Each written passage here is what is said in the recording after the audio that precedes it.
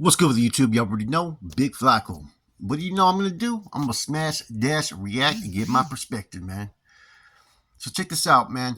Please hit the like, subscribe, comment, and do all those things to help support this channel. And hit that bell notification for future buyer content. Now, I don't know which channel I'm going to be dropping this on because it depends if I can drop it on Convict's Reaction. I want to do it on the Convict's Reaction because I want to do a follow-up video with a perspective of how to solve the issue, right?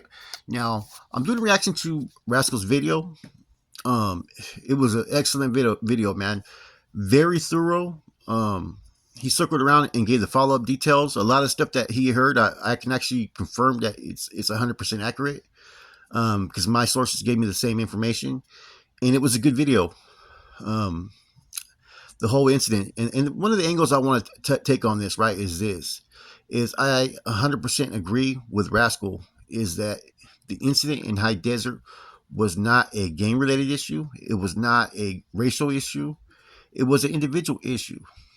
Okay, only one side turned it into a gang issue or a race issue, and that was once the individual got to High Desert and the reaction of the Southsiders and trying to press up on the Crips. Okay, from that point forward is when it became a gang issue. It's because a one-on-one personal thing, like Rascal had discussed, became into a gang thing when others got involved. And a lot of that stems from who the individual was. He was basically a big homie. Rank and status, right or wrong, I'm saying Southsiders have to back up what their authorities tell them, the umbrella that they fall under. And so, like I said before, I've been reiterating this many times over, right? That it's unfortunate that others have to get involved based upon the fact of one man's actions and the incident that occurred there. Now, I like the angle he took when he approached it and said, like, hey, he could have went to the yard and waited and they could have all got off. No, this individual took it upon himself and went one-on-one with this dude. And it went from where it went. Now, I got to sit there and say that Rascal, he said that he believes this is not going to be the last of this incident. And I believe so, too. And the one reason why I believe so, right, is that there's a lot of egos that are at stake. And there's a lot of talk, right? And retaliation is sometimes called upon when they had initially went to take out one target and then 3 of their manpower got stabbed. That's what it comes down to, pride and ego.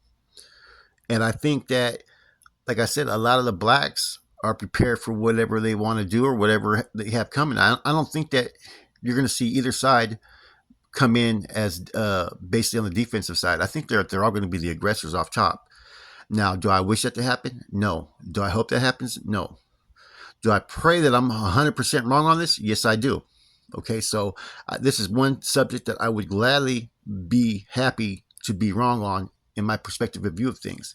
But in knowing how prison gangs operate and the amount of tension that this has got, right, I see it escalating until both sides feel content that, hey, they got their runbacks enough.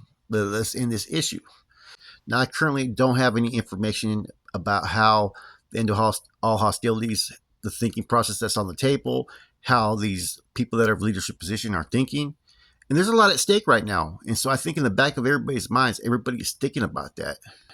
Now, in understanding how prison politics operate and how each side sometimes wants their runbacks, their getbacks, and that sometimes the end of a war sometimes takes a few battles to end, that's what I'm going to sit there and assume is going to happen. I think that there's going to be a lot of incidents that are going to be isolated.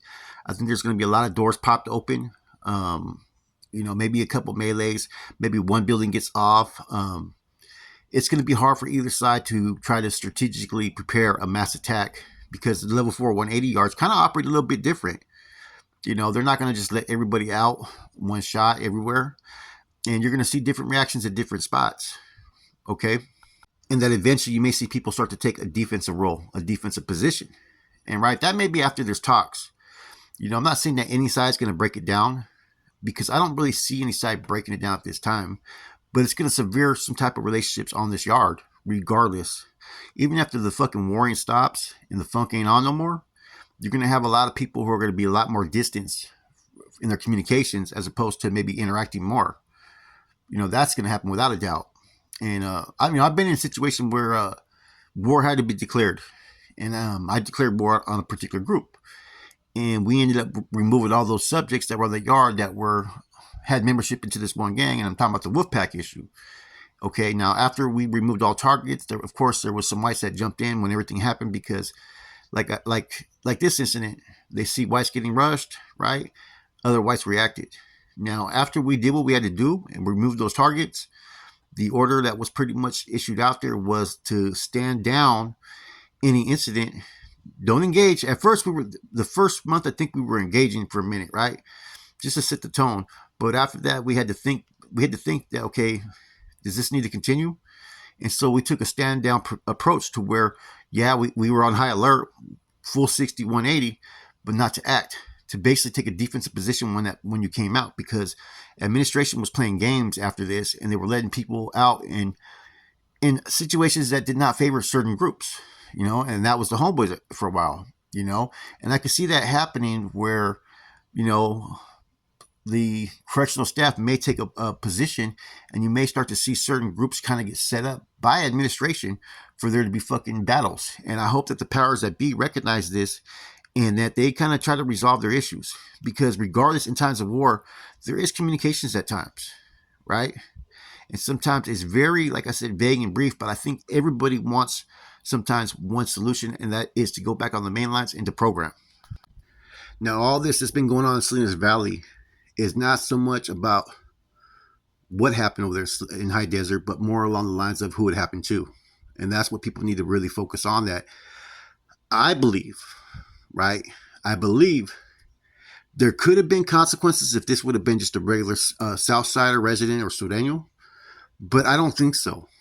I really doubt that. I think it would come to terms with who are the individuals on that yard, what type of word would they have, and what would be their association with the individual up there in the High Desert.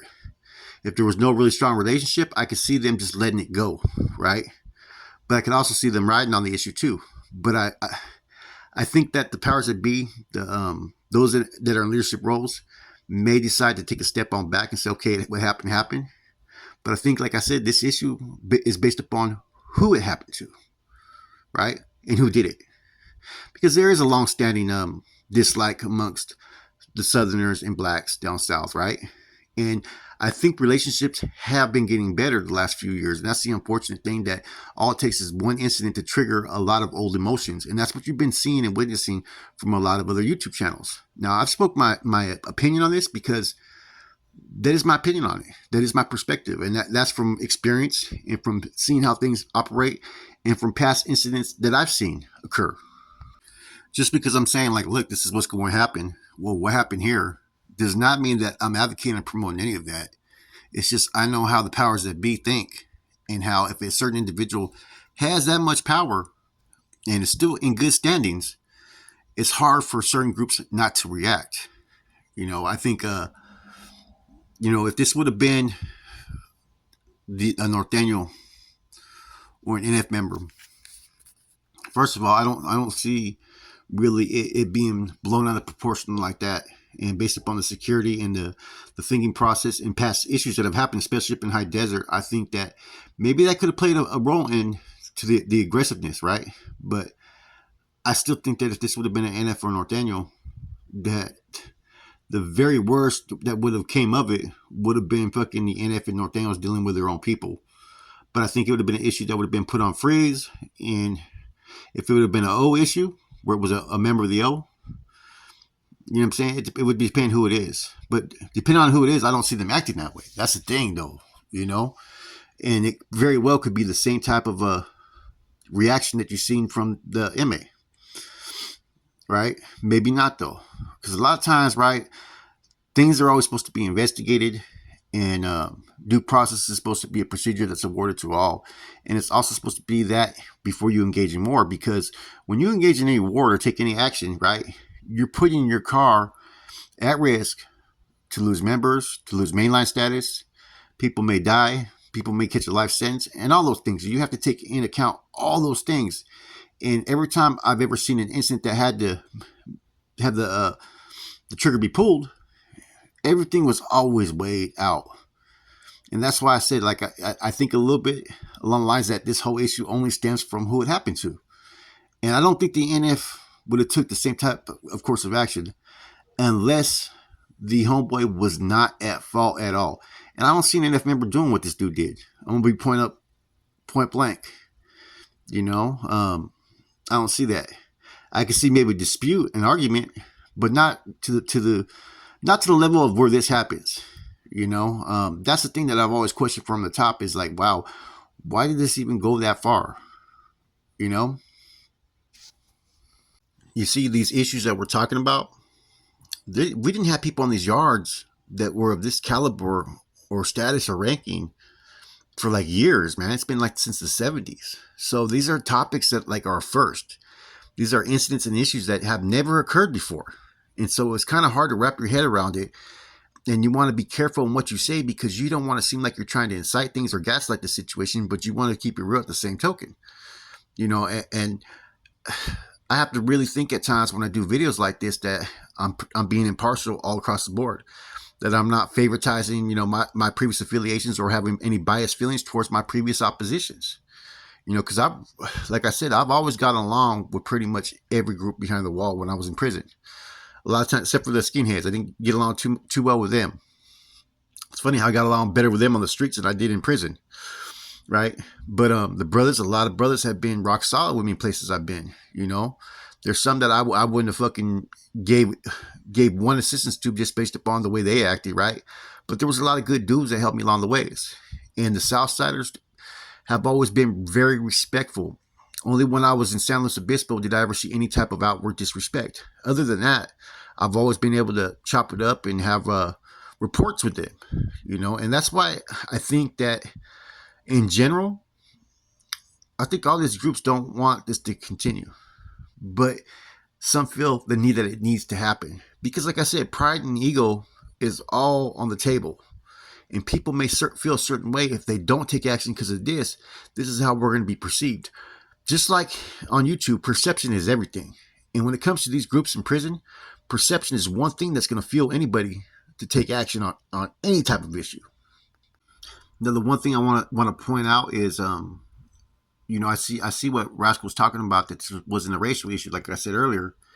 But you see how much attempts on both sides that people are speaking about unity, uniting groups and whatnot based upon this incident that had nothing to do with any type of racial issue or whatnot. It just became a personal fucking conflict. And now everybody wants to unite and saying that everybody's being dictated and this and that. You know, and like I said, what happens with this incident is going to have long-term lasting effects upon the, you know, prison political affiliations and relationships, without a doubt. That's going to really, really, really have some extreme effects. I guarantee it, right? And that's the thing that I think that people are realizing. And some people have, like I said, they have certain feelings about it. So they're taking a certain position. I get that, you know. But the one thing that people are trying to create the narrative of is basically race issues. You know, when these groups have really been coexisting pretty well for like the last 8 years, right? It'd be unfortunate for all those reports to be thrown down the fucking drain today. And I think along the line, some of these people have been on these yards, and there's been reports. There's been communications with groups that traditionally you would never see communicating. You know, they may still have certain boundaries, and I may see, you know, the North and South maybe associating more than other groups. You know what I mean? But it doesn't mean that everybody is out to cause a racial fucking, you know, like I said, a racial disturbance. You know. Yeah, one particular group, I do feel that they want to unite the gangs and they want everybody to be under their umbrella, and I stand behind that 100%. That's always been their beliefs, you know. But I think that there may be some within all sides and all groups that were lacking the change, and I think that they need to go back to focusing on that. Can and will that happen? I'm not sure. I don't think right currently, you know. And what happens here is going to dictate, you know, the long-term effects, because see, incidents happen in prison and they'll have long-term effects. Like people still talk about the Pelican Bay issue where Southsider got shot by the gunner, or the issue that happened, the riot in Folsom. Those were two big riots where people were killed by the gunner, right? People were stabbed. And that took a while for those issues to kind of, you know, subside and not be talked about as much. And so right now, like I said, man, I think that we need to look at things from a patient type of position. And you know, someone made a point, and I understand 100% what they're saying, that a lot of groups that aren't Raza are speaking so bad about the Norteños and Sureños being in having a relationship with each other. And I've said this from day one. I like the coexisting position. I like the fact that they are respectful towards each other and that they're able to have different dialogues and do different things that years before we really couldn't do, right? And I don't think any group outside of that should really have any fucking say on that. That's like the Raza can't fucking say anything about the Crips or Bloods and Kumi uniting if they decided to do something like that. It should be looked upon as that's their race, and if they can unite their people, then so be it. Same thing with the North or South. If they're having relationships and communicating, there shouldn't be people that have any say on that that's not part of the Raza community or of that culture, right? That's my position, because I see a lot of people are feeling, well, why is the North fucking talking to the South? No, that's a good thing. Now, what I have said is I'm all supportive of the North backing up the Sud, or even in Emero, right? Because I don't think every Emero has the same intentions, right? If he's not in the wrong and it's for a just reason. But I've been clear that I'm not supportive of it being over an issue that is not fucking warranted, that has no merit. Because I tell you like this, if it was a Norteño or NF that did something that did not fucking, was not supposed to be done, was fucking total violation, I would not have a stance to support that either. And I know we wouldn't support that. And see, that's the whole issue that I've had with that. You know what I'm saying? But I'm gonna do a follow-up video on one of my channels, right? I'm trying to drop this on Comics Reaction, right? But Rascal's video was good as always. You know, Rascal's really good at doing videos and presenting it as accurate information at times, man. And sometimes, man, like, look, you know, he talked about how fucking he felt he jumped the gun on the Silencio video. You know what? Regardless if you jumped the gun or not, that was a good topic, and that needed to be fucking raised because it opened the doors to a lot of others to address that. And see, sometimes, you know, we all are going to act a little premature with the information that we have available. I've done it. Every YouTuber's done it. So I think that there's no criticism should be, you know, no criticism towards Rascal at all for doing that, because, hey, I've done it. Every other channel's done it. And it raised a good topic because you can only go off the information that you have available, you know. And I think his follow-up, though, was fucking 100. It was fucking perfect. Well said, man. Good video, man. And it opened the doors for us to really have some topics right now that should be discussed. Like I said, it's all good talking about these, you know, guerra, war, and battle and whatnot, and lots of unity and black unity and, you know, severe ties and hopefully repaired relationships, right? But we also have to talk about solutions, man. And I hope that people really put on their thinking caps and look at the long-term effects and look at a lot of this has been created because this is what the system wants to happen. They want black and brown to be against each other, because if united, like we see with the end all hostilities, you never know what fucking achievements they can fucking make, man. So really, these guys need to think about that, man. And with that said, it's your boy Flacco. Man, I'm gone.